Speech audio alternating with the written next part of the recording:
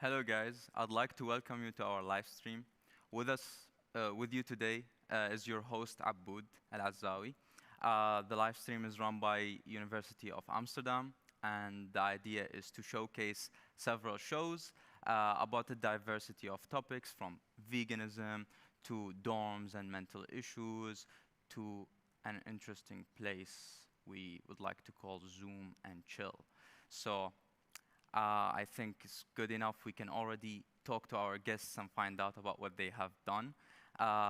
So, if they could please walk in.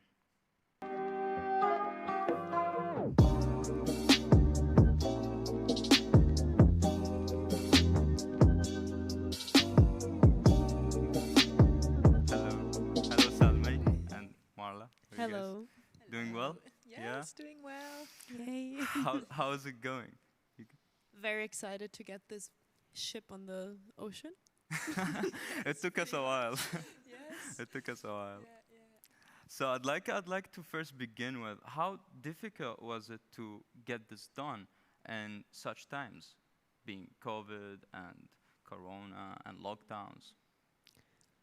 Well, I think, or in my opinion, what was the hardest thing was to kind of not lose the focus in between. So really stay on track with what you were doing, because you don't have those weekly meetings where you see your group members or something. So you basically just meet in person when you're actually doing something.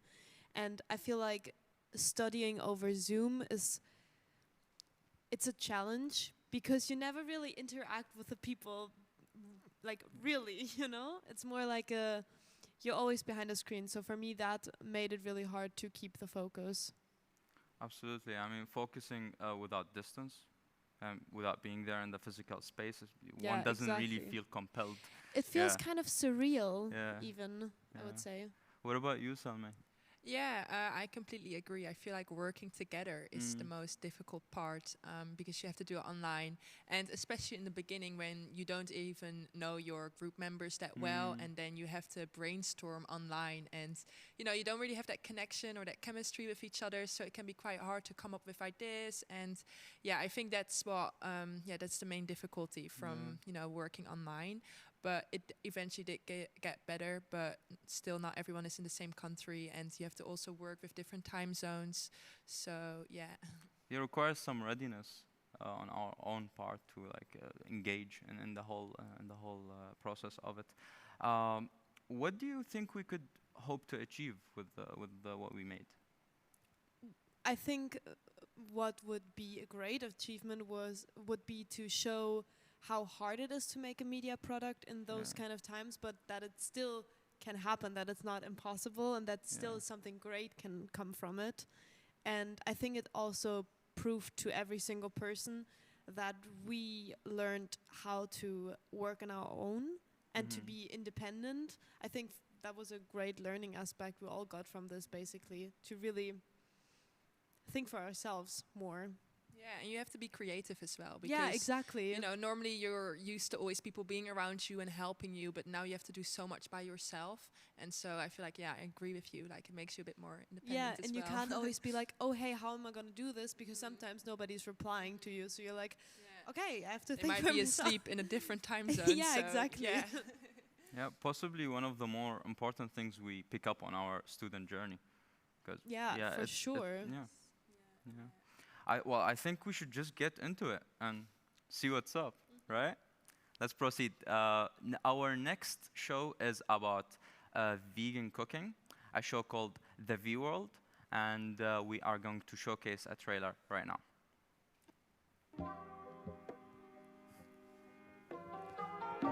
I learned that animal products are one of the main causes of CO2 emissions worldwide. Veganism isn't just a trend anymore, it actually can be quite successful. To produce meat, it takes up a lot of water and energy, and personally I think I'm already wasting a lot of energy, and I don't think I should be adding to that pile.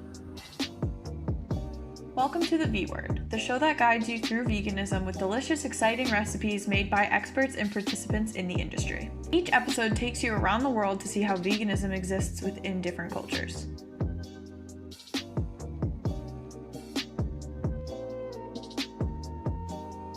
In today's episode, we are introduced to 3 different chefs from 3 different countries: Hong Kong, Georgia, and the Netherlands. Each chef takes on veganism from a different perspective, explaining the impact it has on their lives. This is the V Word.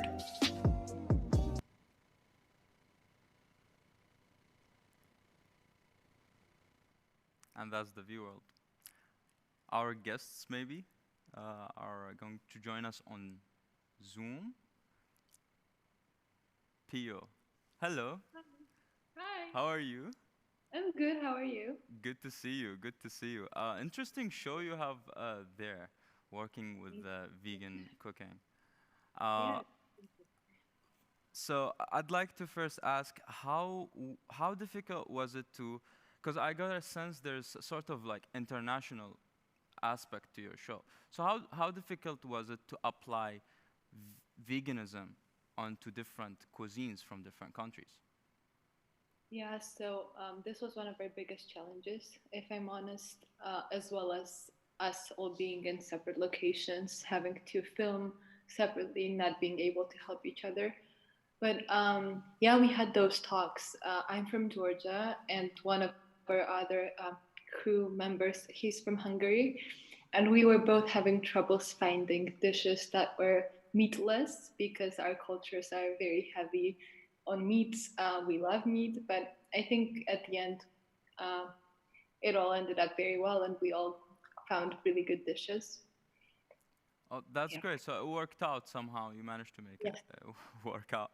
There is another issue about veganism that is I feel like veganism is not very clear to everybody in the world, and perhaps the media plays a role into that.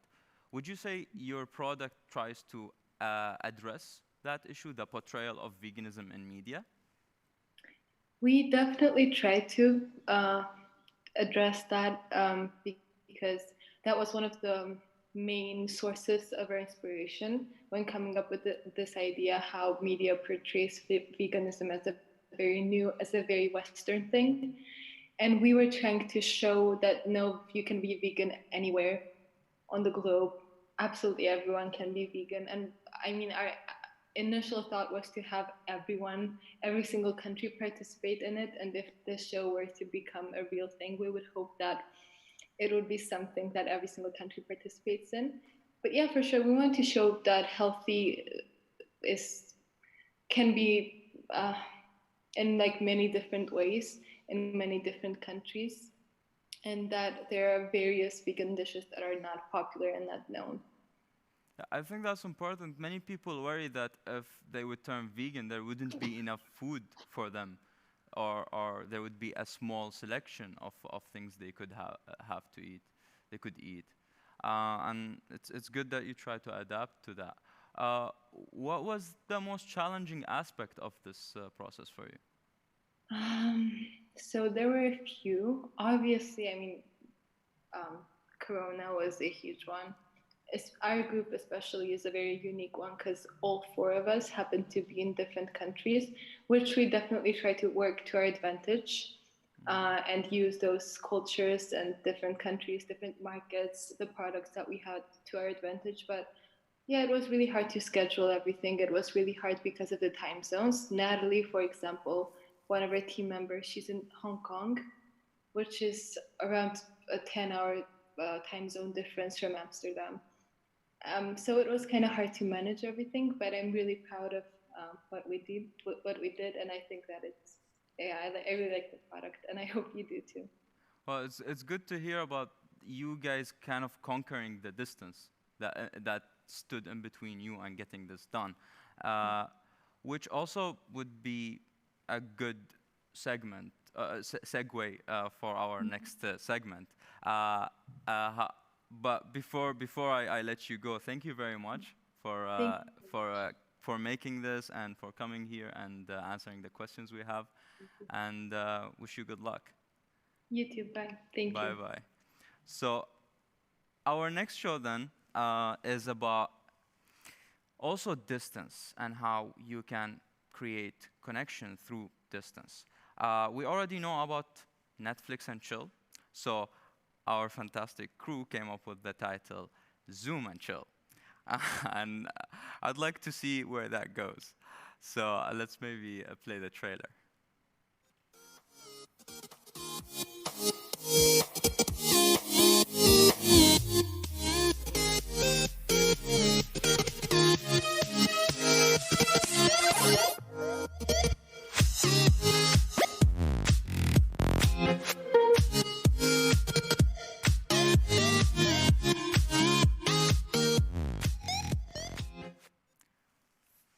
Hello, Selmi, the great Selmi again.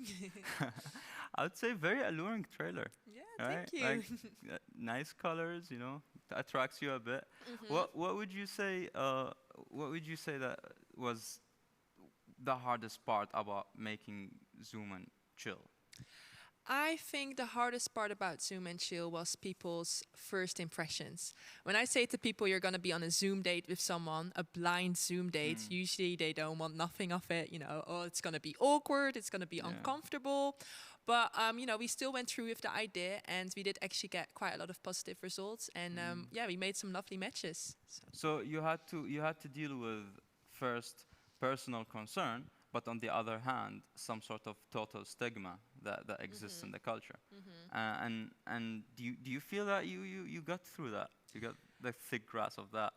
Yes, I mean, there's always going to be people that are skeptical, but I think the great thing about Zoom and Chill is that, you know, it's easier to connect with people because, you know, when you take Tinder, for example, getting to know someone while messaging them can be quite, you know, difficult. It's hard to like find the chemistry when you're messaging, but when you're on Zoom call with someone, you can really talk to each other and see how they express themselves more clearly with their facial expressions too. So it's not for everyone, but the people that did participate are open to it, and it did work out very well for them. So there's perhaps like a need for someone to be ready to just do the right thing so they could connect with the other because of the distance, right? Yeah, pretty much. I mean, it works out really well. You know, you can stay in the comfort of your own home and do the date from there pretty much.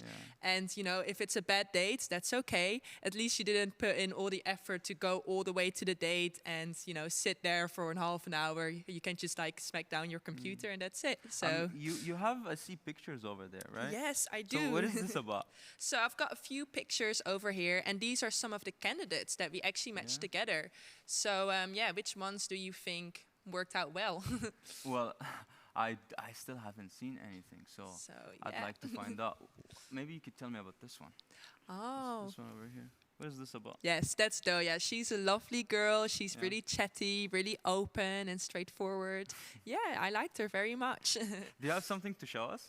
Yes, I do. So people are often asking me, you know, how can you really connect on Zoom? You know, it's just awkward. But what I find is that in the beginning, it might be a bit uncomfortable having to introduce yourself and, you know, you're just standing there looking at a screen. But towards the end, it always gets better.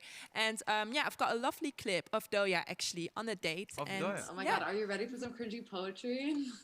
Yeah, good. Come on, hit me with that.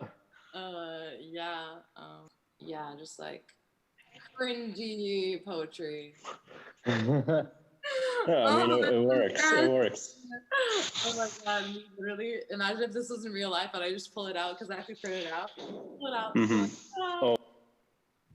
So there you saw. So she's very creative, and that was her portfolio that she was showing on Zoom. So I think Zoom can be a great opportunity to show who you are or what you're interested in, and it doesn't have to be awkward. It can only be awkward if you make it awkward. So they worked out very well. Yeah, this awkwardness is one of those things you kind of have to. You have to get through it. It's usually the first. Address it, you know, get over it. Otherwise, I mean, we gotta get stuff done. It's usually only in the first few minutes that it's a bit awkward, but once you get past that stage, it goes well. So I see that they were using, like, in media we have this word called affordances, right? which is what you can use. For example, in Zoom, you can share your portfolio, right? Do you think that would help the partners or the couple or the people in there be interested more in each other, whereas in real life maybe there's some sort of barrier in saying I that. I would say obviously Zoom comes with different advantages that you don't have when you go on a real date with someone. So yeah, definitely. I mean, it worked out great for them. I mean, the rest of the date went very well too. So we can watch that as well. Oh, we have something. Yeah. Cool. Favorite place you visited before?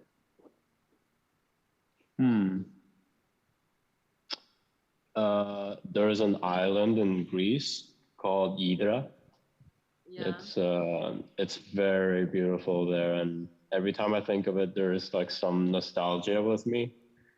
Like it's both good and sad memories in there, and yeah, it's a place that means a lot to me, and yeah, I don't know, I can't get into it too much right now because it's gonna be like a long story, and it's gonna take too long. So yeah, we can continue the convo. Like if you have Instagram or something, we can like chat out. Yeah. Smooth. Okay, do I Very write in the smooth. chat? My name is a little weird. All right, sick. Well, I guess yeah, we can continue the convo and get to know each other more. Yeah, great to know you. Then have a good study day at the library. Yeah, thanks. Yeah. You too. I hope you enjoy your day. Yeah, thank you so much. Yeah, talk to you later. Yeah, talk to you later. Bye. Bye. So yeah, well, that's an example it of a worked out for them. successful date. Yeah, exactly. I cannot let you go without just kind of like picking through the point of this. Would you say that not being in physical space makes because in physical space you can see the person, you can see how they move, their facial features. Sometimes you smell them, and all that is about attraction. Yes. So can attraction work in Zoom? Can Zoom be sexy? I think Zoom can be sexy because I think attraction is about much more than the physical things. It's also about what you say and how you say it. And that's the thing that we lack in Tinder. When I'm messaging you something that's supposed to be sexy, are you gonna get it or are you gonna be confused? But on Zoom, I can use my facial expressions and, you know, maybe you like me enough and then you'll take me on a real date and then you can smell and taste and touch. So Okay. All good. So, yeah. Well, that's lovely. That's lovely. Thank you very much for Thank you. this wonderful idea, and thank you for answering our questions. Well, thank you so much. Wish you good luck, and thank you. Yeah. Take care. So now we move on onto our next show, which is based on the tic-tac-toe, and these guys came up with the idea of making a tournament around tic-tac-toe, and they called it Tic-Tac Attack. Let's see the trailer.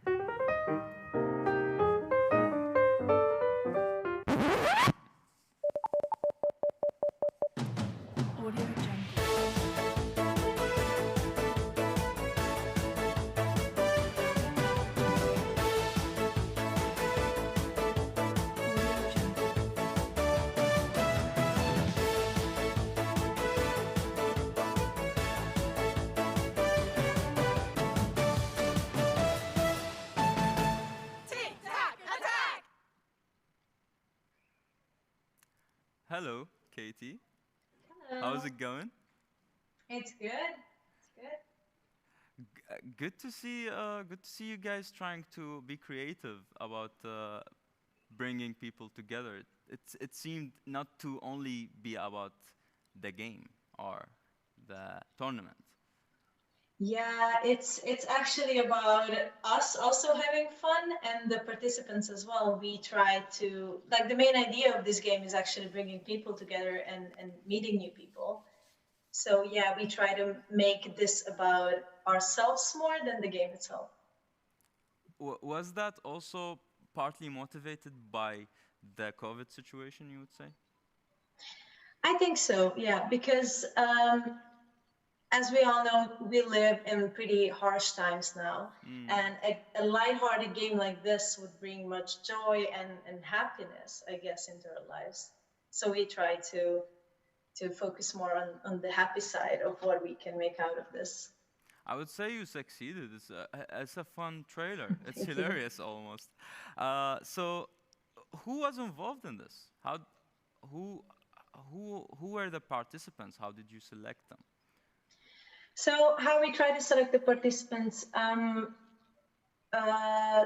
so like the game is basically faculties competing each other. So in the pilot episode, we have media information versus media and culture. But the thing is that anyone could participate from any faculty. So how we try to motivate people to sign up for this competition is through Instagram. So people would just like DM us and try to get interested in the game, and that's how we choose the participants. Well, that's good. I mean, did you choose certain personalities, or was it about like just which faculty they belong to? No, it wasn't really personality-wise. It was just like whoever wanted to participate, really. Well, that's good because you know people find out if they can maybe connect through that game. Beside you kind of setting up the personalities to connect together. So I find that really nice. What would you say was the most difficult part about making this? Well, we kind of, I wouldn't say got disappointed, but it was a thing to think about, like Corona, because we wanted to make a group, like a group from a faculty against another group. But because of Corona, we couldn't bring more people to the set. So it wasn't, it wasn't possible. So we could only pick one participant against the other one. So that was like a difficulty that we had to overcome. But overall, I think it wasn't that much of a problem. And I think when the restrictions are not going to be this harsh anymore, we could bring more people to the set. That's great. Very good to hear. Thank you for showing us your idea. Thank you for making it. And thank you for answering our questions. I'm going to have to let you go so we can move on. Take care. And thank you. Bye. Bye-bye. Okay, our next show is a product of mental issues and people moving out. So it came together by the fact of the makers connecting, and they made this show called Dorm Dilemmas. Maybe we can already see a trailer and then talk to them about it. Hi, this is Marlene Henning. I was wondering, I'm a student of media and culture at the UvA, and we're currently doing a documentary on student housing in Amsterdam, and I was wondering if I could ask you some questions quickly. No, all the questions that you like to ask, you can ask them to send us an email, and the mail you can send to info@thekei.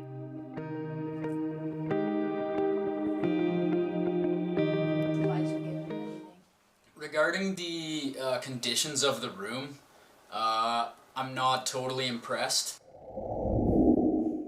The problem with my window is that when it rains or hails or snows, the rain and hail and snow doesn't stay outside. It ends up inside my room. In my old room, which was also decay, the window was leaking and they didn't come and fix it for a year and a half.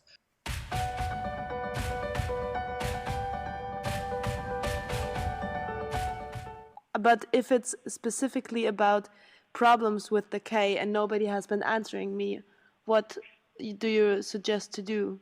To send an email, that's the only option.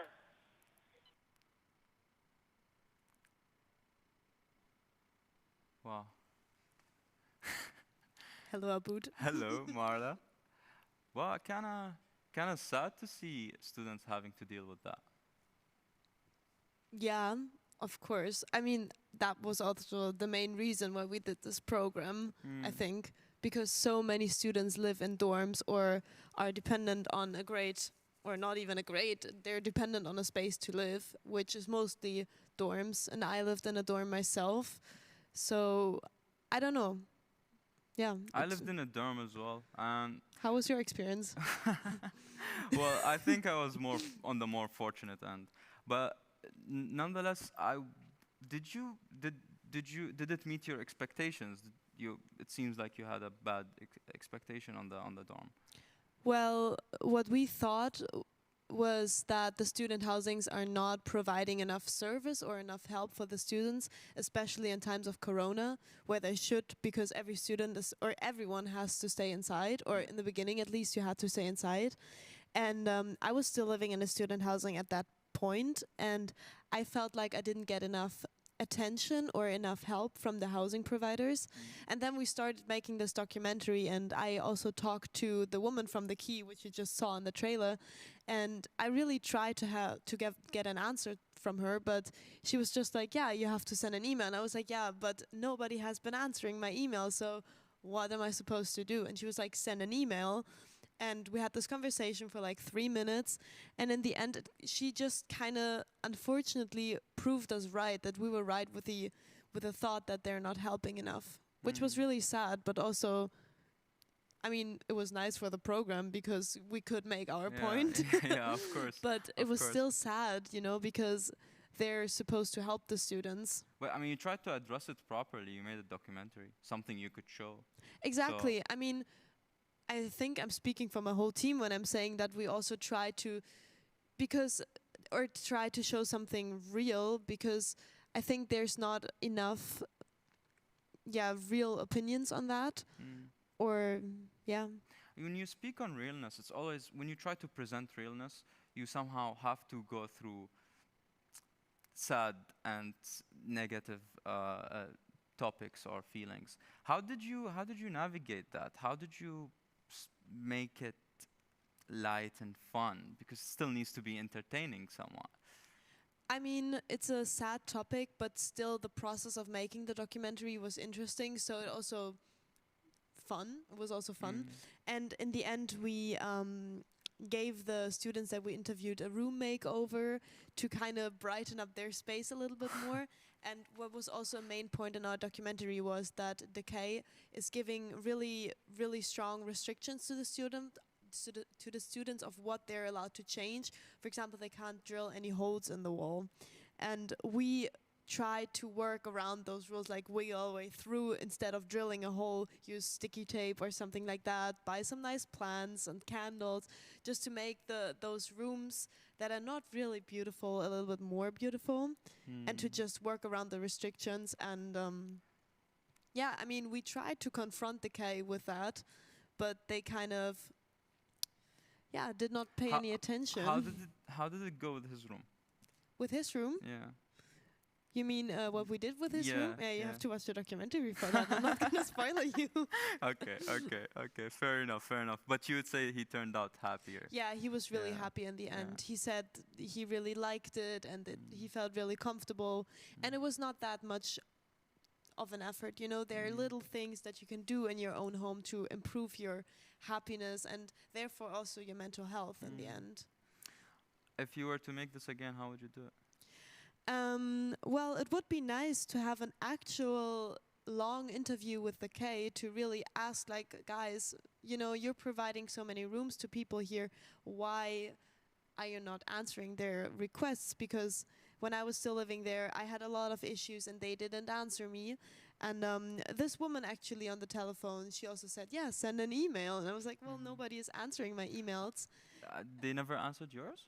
Well, I got a message actually 2 days ago, and they said, 2 days ago. Yeah, they said, hey, you can have an interview on the 25th of June. And I'm like, well, I'm sorry, this is after our deadline, and it again just proves our point. But yeah, that would be nice to have an interview with them, an actual, and I think plan it a little bit more thoroughly the next time, because what I said earlier, that you easily lose focus. I think if you have more planning and more time and put your head more to it, could make a greater outcome. But I'm still very happy with what we've achieved.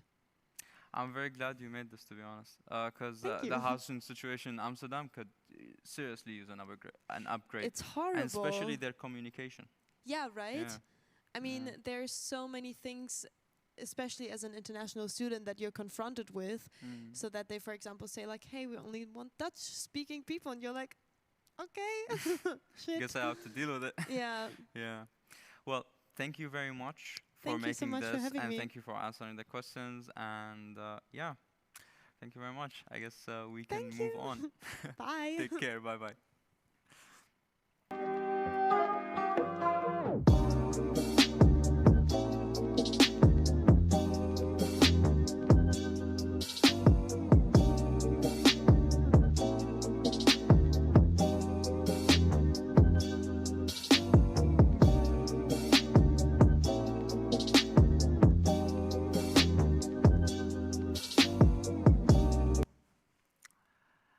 And we're back.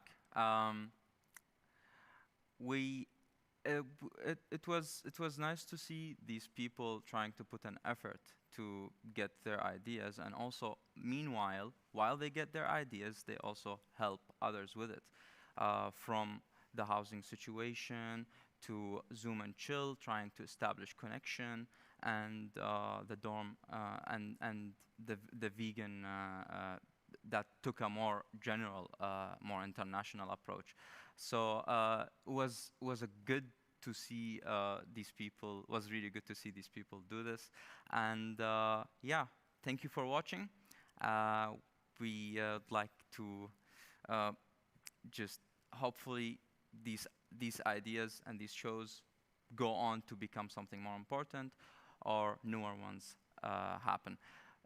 Thank you very much for watching, and we are gonna bid you farewell. Goodbye.